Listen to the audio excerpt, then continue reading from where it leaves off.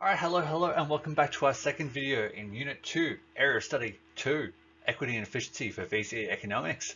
As you can see, it's still the same day as Lesson 1. It's so cold in Melbourne today, so I'm very much rugged up. But today we're going to be looking at some different types of poverty, specifically absolute and relative poverty, and a few different ways in which poverty is measured within Australia. So hopefully this will go on nicely from when we're looking at income and wealth in the previous lesson. Hopefully you'll remember a lot of that. If not, I would recommend going back and recapping some of that to make sure that you are all over it before we start talking about the difference between absolute and relative poverty. So in terms of this, we are going to be looking at a few different things here. So similar to this, we're going to jump around a little bit because it's not all perfectly in a row. So we're going to look at the difference between absolute and relative poverty today. And we're going to look a little bit at the Henderson poverty lines. The Lorenz curve and Gini coefficient we're going to get into in more detail later on because they are quite in depth. There's a lot to them. They'll get their own little bit of space later on. So we're going to stick with these two little areas and focus on them. We're also going to talk a little bit about the effect of poverty on material and non-material living standards. That was some terrible highlighting. I apologize for that. Hopefully that has not offended you too much. So we're going to continue on with what we're talking about at the end of the last lesson, which is equality versus equity. So fairness versus equalness and the difference between them. So because we live in a capitalist economy, some inequality in the distribution of income is necessary. We kind of talked about this a little bit, about how it motivates people, how it gives people a reason to try and succeed. So due to this, governments instead focus on a more equitable distribution of income and wealth. And in Australia, this is considered to be one where Australians have sufficient income to enable a dignified standard of living. So dignified standard of living basically means you have the goods and services, you have your covering your needs and wants, enough that you can get by satisfactorily. No person or households in Australia are experiencing absolute poverty, which we're going to look at in detail in the next slide. And ensuring that huge or obscene inequalities in incomes are avoided such that social and economic costs of inequality do not exceed the benefits. So we don't want to live in a society where the wealthy own 99% of all income and wealth. We want it to kind of be spread a little bit more evenly than that, so it doesn't cause some real massive class divides and class warfare. So we want to avoid those obscene inequalities, and we do that with our progressive tax system and through a few other methods. So absolute and relative poverty.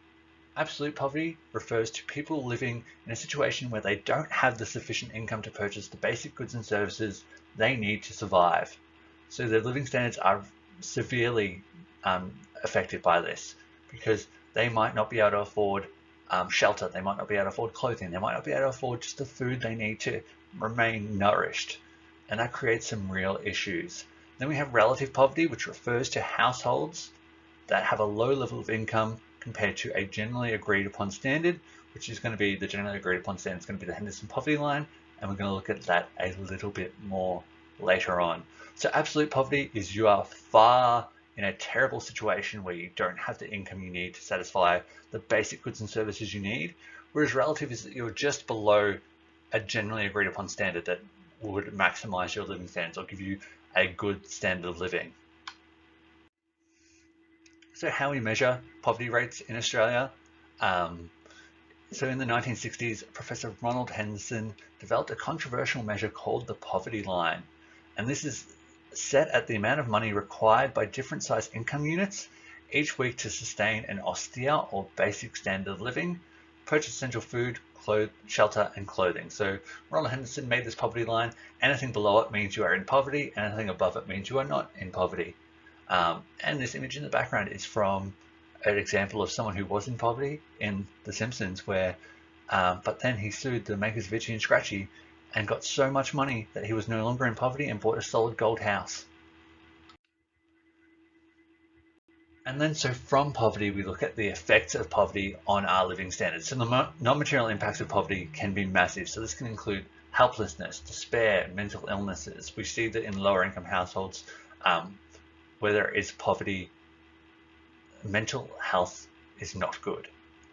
You'll even see in the lockdowns that have occurred and the joblessness that's occurred because of COVID-19, the suicide rates are higher. There's a lot of negative non-material living standards sides of things with poverty. There's an increase in antisocial behavior. So in countries where there's more poverty, there tends to be more crime because people do what they need to do to satisfy their basic standard of living. There can be a development of a class system in society. It could be argued that even in Australia, we still somewhat have a class system in existence based on those different income levels. And a loss of social mobility and inequality of opportunity. Some groups are unable to break the cycle of poverty. So it's often quite hard for people in low income households to eventually become a high income household without major things happening throughout their lives. Like a lot of people get stuck in an endless cycle of poverty. So if their parents were in poverty, they'll be in poverty, their kids will be in poverty, their kids will be in poverty, their kids will be in poverty. And so it can be really hard to break that system unless specific things happen.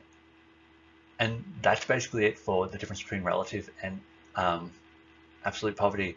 Other obvious effects like the material living standards aspects of poverty are pretty obvious. You don't have enough money, therefore you're materially not well off because you don't have enough income or you don't have an income. And therefore you can't satisfy your basic standards of living, and that makes your non-material living standards much worse as well. Alright, so that's it for this topic. So we looked at Professor Ronald Henderson and his poverty line. We looked at absolute poverty, which means that if you're below that line, you can't afford the basic goods and services you need to survive. We looked at relative poverty, which is when you are below that generally agreed upon standard of Henderson's poverty line. Then we looked at the material and non-material aspects of being in poverty. So materially, you are much worse off because you have less or not enough income or no income to satisfy your basic needs. And then also that it can develop a class system. Also that it's hard to break out of cycles of poverty and people can become stuck there for generations. If you have any questions at all, feel free to shoot me an email. My email's in the description below, or ask me any questions, leave a comment, send me a chat, whatever you want to do. Next up, we're going to be talking about ways of measuring income distribution, and then we will keep moving on through this topic and look at some of the other ways we look at equality. I hope you have a wonderful day, and thank you for surviving to the end of this video, and I'll see you next time. Goodbye.